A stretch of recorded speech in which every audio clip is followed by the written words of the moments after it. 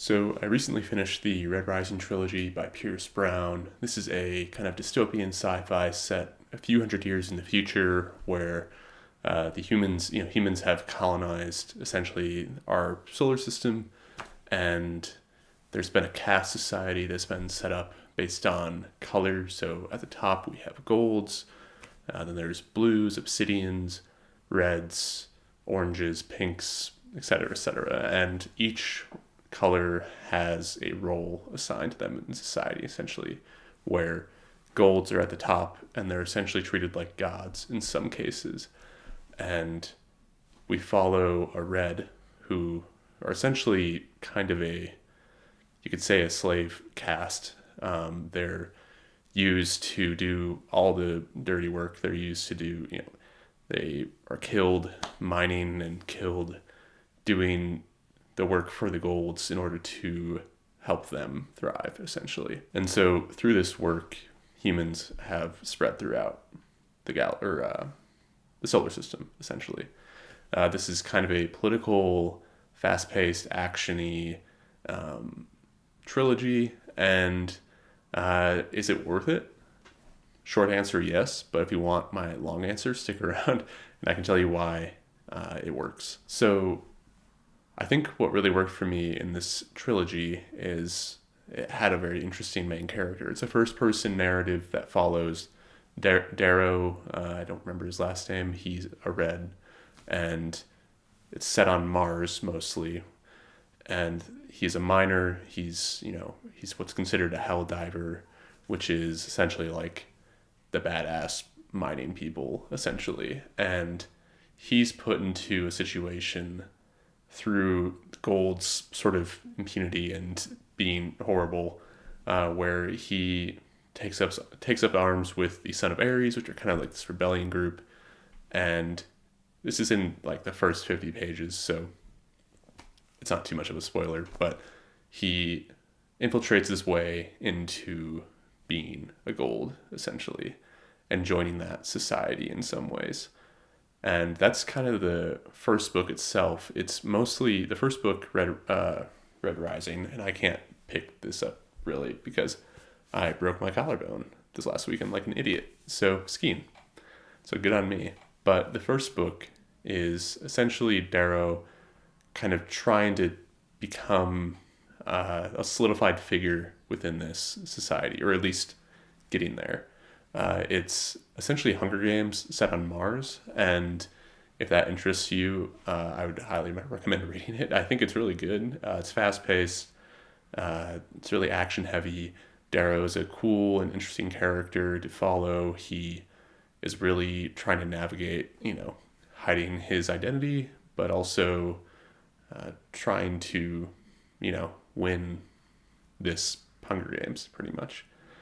And he kind of forms alliances with these other characters who are in the same situation, not reds, but they're golds, and they're in the same setting. And yeah, it's just the first book is kind of this, it might feel long at times, but I do think overall it worked. And yeah, no, it's a good start. A lot of people don't like it, or I'd rather say people will say that it's off-putting or it's not as good as the second book, Golden Sun, which I would agree. But I also think Red Rising, the first book, was great. I had a really good time with it, and so I would say definitely try and just give it a shot. It's it's just a good book, and I think it's a good setup for the rest of the series. And so just to kind of continue on, I think, like I said, what worked was Darrow, the main character, the first person narrative. And also, I think overall, looking at the trilogy, I think the female characters were actually a bit more unique and distinct than a lot of the male characters in this book. I mean, besides Darrow, but just I think they all felt very individual, and they all had their own. They just interacted with Darrow differently, each of the female characters, and it's just something that I liked and was good to see. And a lot of the male characters were just, at least in the first two books, I felt could be one-dimensional. I think there were glimpses of, interesting aspects to these other male characters, but I just think at times they came off very one-dimensional. I think the second book really picked up the pace and picked up the plot and sort of like epic scale that's going on here. It's a lot of politics, a lot of backstabbing. The Golds in the society are very selfishly driven, or at least for their house. There's lots of houses. It's very kind of Roman based society. Yeah, and it's just a really, Golden Sun is a really big step up from Red Rising, but I did like the first book again. So yeah, I just think the female characters and how they were driven within their house and the politics and all that other stuff, I just think it was well done, and they just made them, it just felt more unique. And what also worked for me was just, I think, when you don't want to read a super deep book, it is a good step in to kind of get that fast-paced, action-paced need that you might have.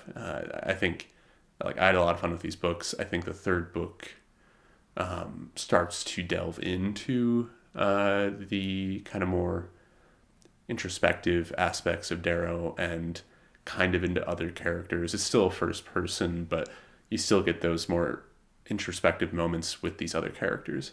It definitely is trying, it's kind of a weird balance in the third book. I don't know if it worked, but I appreciated what he was trying to do. And from what I hear, or from what I'm guessing is in the fourth book, Iron Gold, or is that what it's called? Iron Gold. I believe it gets a little bit more introspective, which is at this point with these characters now and their age and everything like that. Like they start off at, 15 or 16, and they kind of go through a lot of horrible stuff in the first book and throughout the series. I just think now that they're older, I think at the end of the third book, some of the characters are like 27. I do think kind of giving more introspection and just deeper emotional thoughts to these characters is warranted. So I hope that the fourth book kind of explores that a little bit more. So now to just kind of go into a little bit about maybe what I didn't like so much. I think the kind of juvenile humor that existed throughout the trilogy didn't really work for me too much. It felt a little too on the nose at times. I think, especially in the third book when they are older, it just doesn't really land and it doesn't sound right. And I think it is kind of like YA-y, I guess. I mean, I'm sure people have said it's YA, which I could see. So yeah, just kind of keep that in mind, and don't let that sort of deter you from, I think, what's a really interesting series, if that puts you off at all. So I'd say the humor isn't great. And again, in the third book, they just feel a little bit more grown, like what's happening to them and what they're doing is very grown up. But in my head, because of the writing and how they were written a little bit in the third book, I still see them as like these like 16-year-olds who are, flying spaceships and, jumping into space and killing all these people and stuff like that. And I'm like, this doesn't feel like a 15, 16-year-old. Yeah, I just think hopefully, like I said, the fourth book kind of adapts to their age now. So yeah, just keep that in mind. It's something that didn't really work for me. And also, I think in the third book as well, like I kind of mentioned before, I think the author could have spent a little more time just exploring these more personal theme, like emotions that these characters go through, especially Darrow. It felt at times that he just kind of like introduced it and then just kind of swept it away because something happened. And yeah, it just didn't really land for me. I hope it gets better, because I really did like the series, and I just think it's a cool world.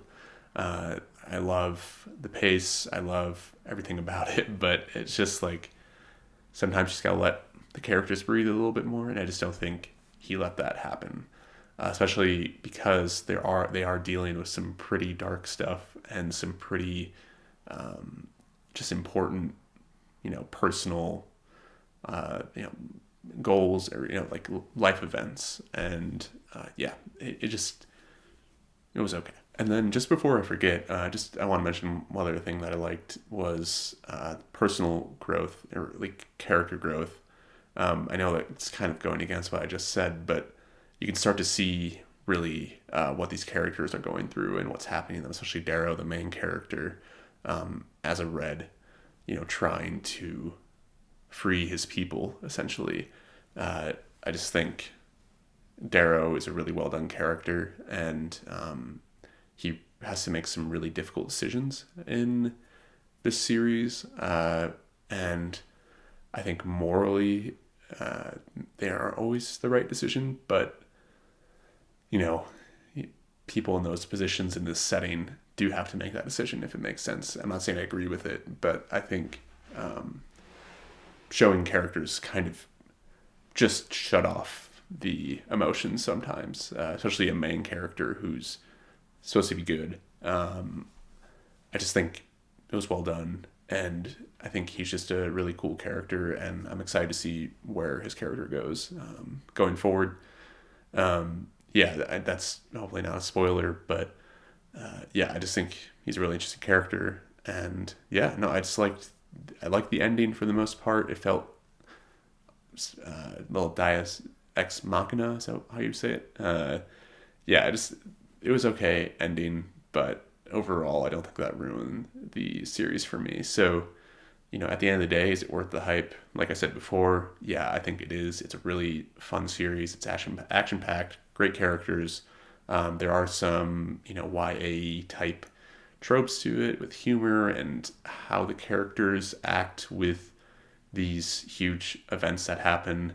And the writing, sometimes it's a little too fast paced for these emotions that are introduced to these characters, but I think the third book tried to balance it out a little bit. It didn't really work, but going forward, I'm excited to see what happens, and I'd recommend this series absolutely. If you're looking for, a dystopian sci-fi that's kind of just really a good time. Yeah, I enjoyed it. So read it if you want. So thanks for stopping by. Make sure to comment down below if you've read this series before. Do you like the fourth book? I hope you do, because I want to.